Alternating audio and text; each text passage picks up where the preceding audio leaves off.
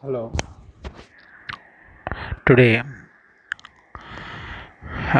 we'll see different types of swaps. I have already told you there are three types of swaps: interest rate swaps, currency swaps, and cross currency interest rate swaps. First, we will see interest rate swaps, or we can call it as plain vanilla swaps. In interest rate swaps, it is an agreement between two parties where one party who has taken a loan at a fixed rate will exchange his responsibility of paying that interest on such loan with another similar party who has taken a loan of same nature, same amount, but on a floating rate, interest rate, and such interest on floating rate will be paid by the former person. In other words, in interest rate swaps, the parties to the agreement will exchange their interest payment obligations on their respective loans taken. One person may be a person who has taken a loan on fixed rate interest rate, another may be a person who has taken a loan on floating interest rate. Now, fixed interest rate, as we have seen in banks, uh, which is charging loans, providing different types of loans on a fixed rate interest rate.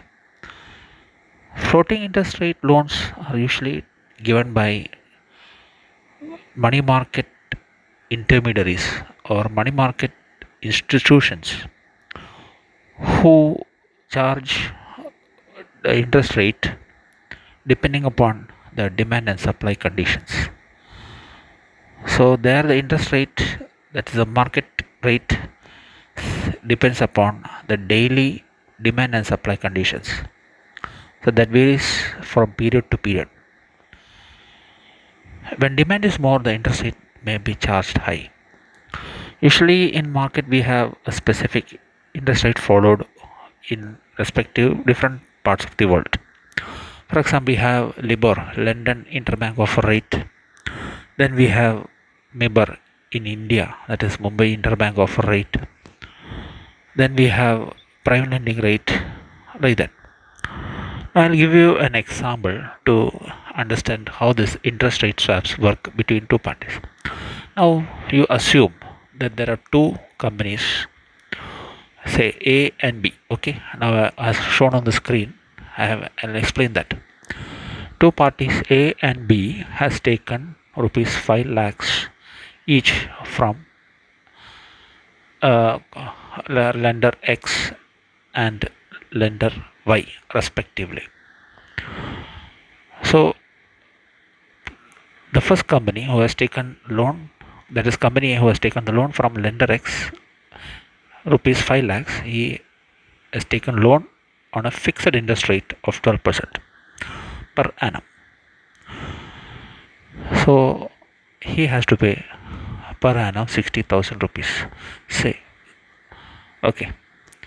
Similarly, company B, who has also taken borrowed a loan from lender Y, similar amount rupees 5 lakhs, and that is at a floating rate.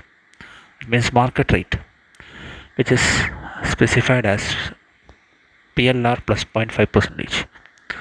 PLR means prime lending rate, that is the market interest rate fixed by a group of bodies that who are parties to the money market. They are the bankers, or it may be the RBI, or the call money market or treasury bill market, which is charging the interest rates. So that means if in a particular year the interest rate is 12%, then company B who has taken loan from lender Y has to pay 12.5%, that is 12 plus 0.5% to lender Y. Similarly, another example, if the PLR in that particular year is 11.5%, then company B has to pay to lender Y 11.5 plus 0.5% interest rate to lender Y. So if if the PLR rate increases, the interest rate to be paid by company B to lender Y will be higher. If the PLR is less, the interest rate paid by company B will be also less. So here we can call company B as floating rate payer. Company A we can call it as fixed interest rate payer or fixed rate payer. And when we have one thing I have to in this example, we are assuming that the two companies who has taken loan have taken a loan of same amount rupees 5 lakhs, having the same maturity period of 3 years, and they are being asked by their respective lenders to pay their interest payment half yearly. That means both have to pay their interest every 6 months. Company A will pay to lender X the interest is in two installments, 60,000 divided by 2, so it will be 30,000 at the end of first half year, and next 30,000 at the end of second half year. So in the 3 years, in 6 installments company A will pay, and similarly company B will also pay. Now let us see how this is going to work. Now both companies who has taken this loan, they feel that they want to exchange their interest rate obligations. Company A feels that the interest rates in the market is very less, and he has been paying interest rate at the rate of 12% per annum on a fixed basis. So if he feels that if he could have taken a loan on a floating rate from the market, he would have paid less interest rate. So he wants to swap his fixed interest rate obligation with another person. On the other side, we can say that company B, who has taken a floating interest rate loan, he feels that the interest rate in future may increase, so he may have to pay more interest. Say in first year 12%, so he will have to pay 12.5%. In second year, if the interest rate increases to 12.5, then he has to pay 13% interest, and so on. So he expects increase in the market interest rates, that is here the PLR. So he is under the fear that he will have to pay more interest rates per year, that is every half year, for the maturity period of 3 years. So he is on the other side expecting that he wants to change this loan into fixed interest rate. Now both lenders won't allow this to change. So instead of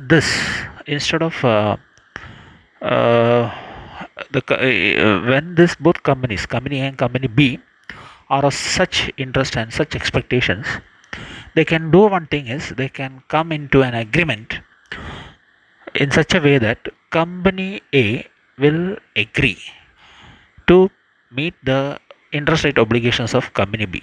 Company A will pay the interest rates on loan taken by company B to lender Y, and company B will pay off the fixed interest obligations of company A to lender X.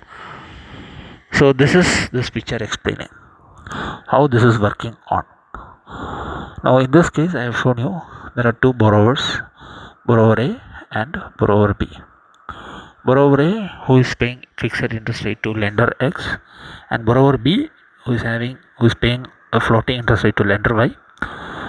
Now if they want to swap their agreements, they can come to the swap market and make a swap contract that borrower A will pay to borrower B floating interest rate, the interest rate to be paid by borrower B to lender Y, and in return borrower B will pay fixed interest rate of borrower A who has taken loan, and such interest will be paid to lender X.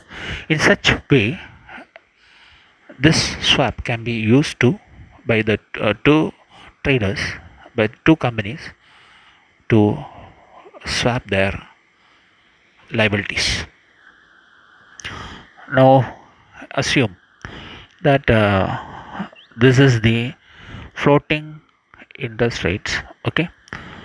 Now, suppose this loan you assume it is taken on July, on June, it's taken on 2004 January 1st, and in that case the company B, who has taken such floating interest rate loan, has to start paying his interest from July 1st 2004, that is half year interest. Then the next second half year interest on January 1st 2005, and similar it goes on till 2007, because this is a 3-year maturity loan. So has promised that he will pay interest at the rate of PLR plus 0.5 percentage. So on 2004 July 1st, if PLR is 11 percentage, the floating rate interest will be 11.5 percentage. That's 11 plus 0.5. So in that case, he will have to pay 11.5% interest. On January 1st, 2005, if the PLR interest rate is 11.25, he will have to pay 11.75. On July 1st, 2005, if the PLR is 11.5, he will have to pay floating rate interest at the rate of 12. Then the next, as you can see, if the PLR is 11.75 in January 2001, 2006, then the floating interest rate will be 12.25. Then July 1st 2006 11.5, floating interest will be 12. And January 1st 2007, if the PLR is 11.25, floating interest rate will be paid 11.75. So let us see how they are going to pay. Now, company A, who has agreed to meet the floating interest payments of company B, will pay the floating interest payments of company B to lender Y through company B in such a way. So the interest rate, that is 11.5 in July 2000, in 2004, the first case it will be 11.5. So in that case, the interest rate to be paid by company A to lender Y, it will be 5 lakh into 11.5 into 1 by 2, because it's a half yearly interest payment, so it comes to 28,750. See here, if you notice, company A, who had taken a fixed interest loan, who had to pay fixed interest at the rate of rupees 30,000, that is total interest 60,000 divided by 2 half yearly. On his loan of rupees 5 lakh, he needs to pay here only 28,750 instead of 30,000. So he gets a benefit of rupees 1,250. Similarly, on June 30, 2005, here the floating interest he has to pay is 11.75 percentage. This is what is the earlier page what I have told you. See, first will be, so as usually it goes like that.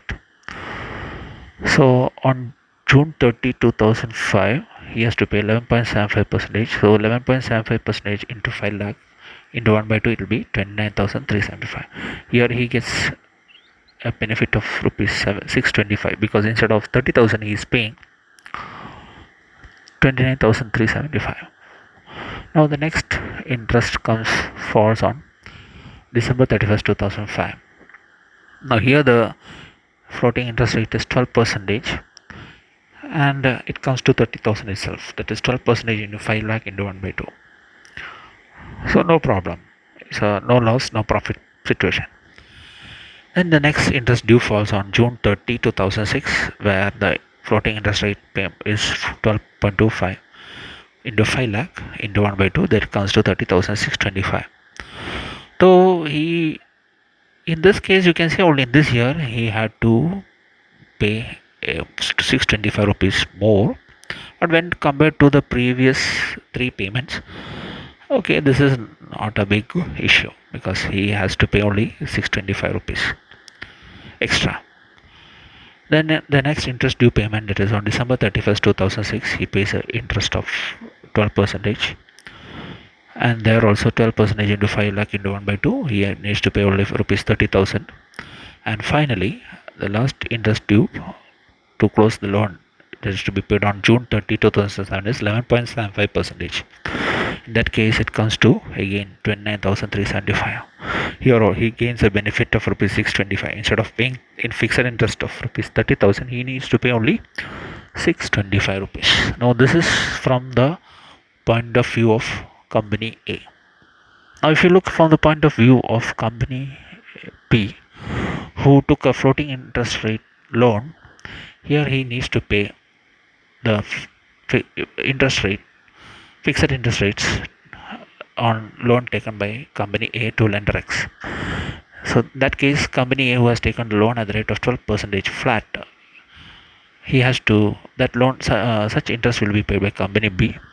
And when we look at the interest payment due dates, the amount will be same in every half yearly. So on December 31st, 2004 to next 6 months till the 3 years, he pays 12% each in all uh, interest payment periods, that is 30,000 each. For him, you can see he is free from the obligation of the variations of market volatility. In any case, if the market interest rate increases, he has to pay very high.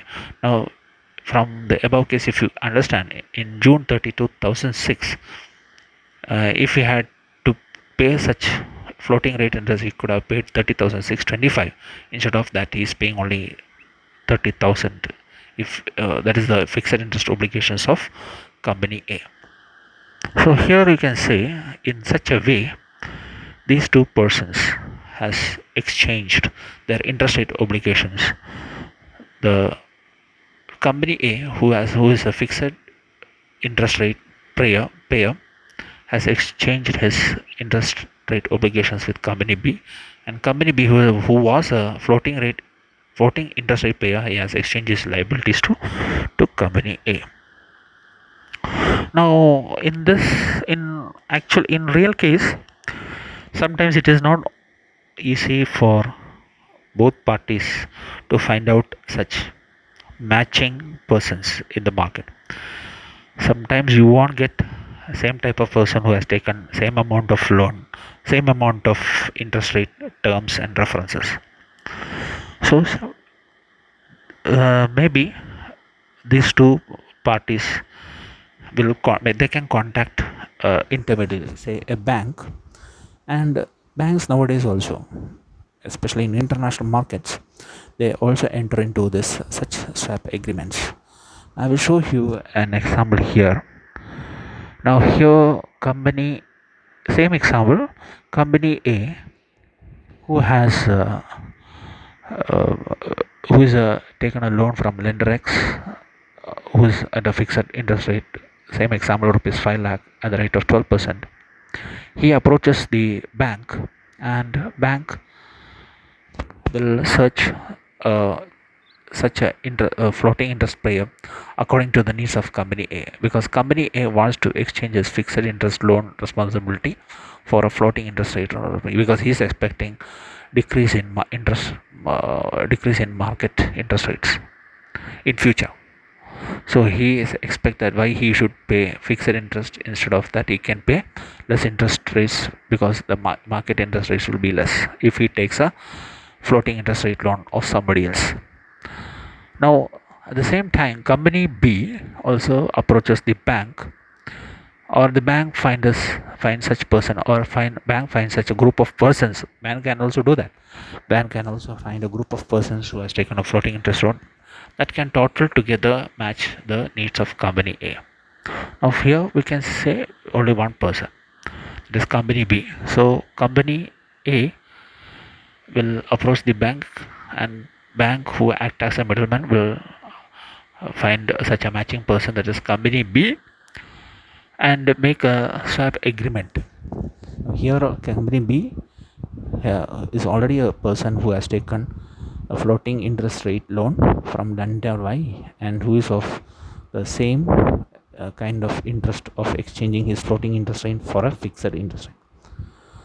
So what what the bank does is, banks make a swap agreement with both parties, company A and company B. In the earlier example what we saw was there was only one agreement. Now here in this example there will be two agreements. One is the agreement between company A and bank, and another one will be bank and the company B, where bank will agree to exchange the obligations of company A to company B and the obligations of company B to company A.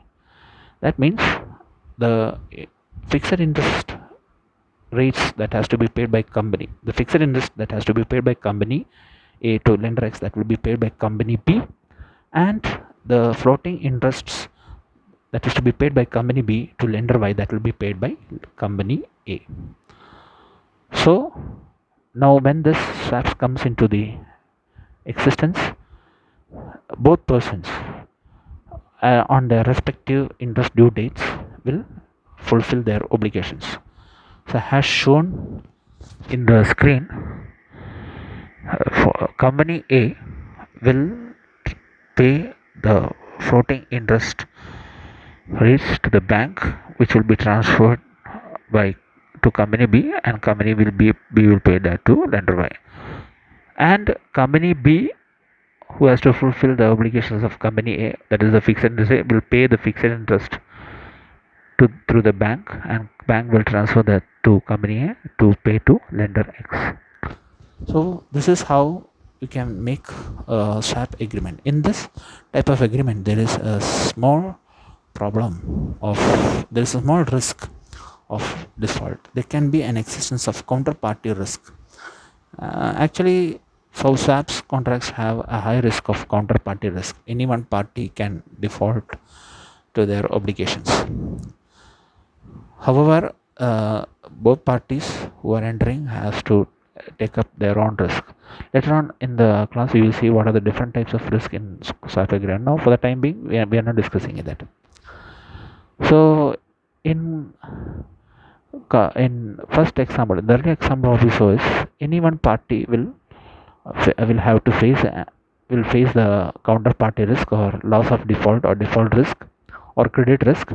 There may be cases of non-payment of interest rates that will affect any one parties.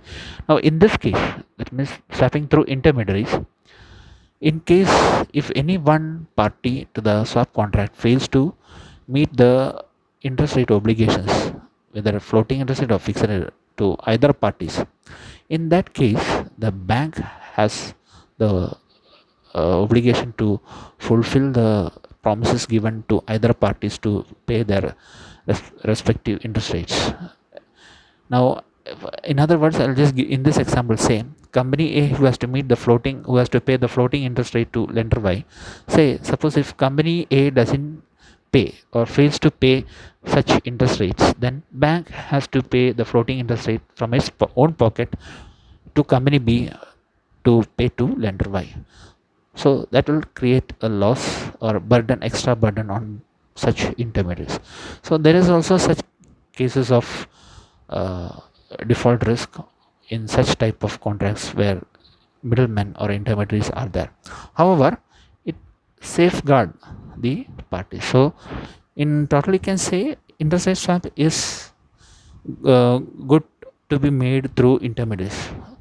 Of course, such when interest rate swaps are made, these intermediaries may charge a small commission to both parties for making such agreement or such arrangement, and to fulfill their interest rate obligations in future.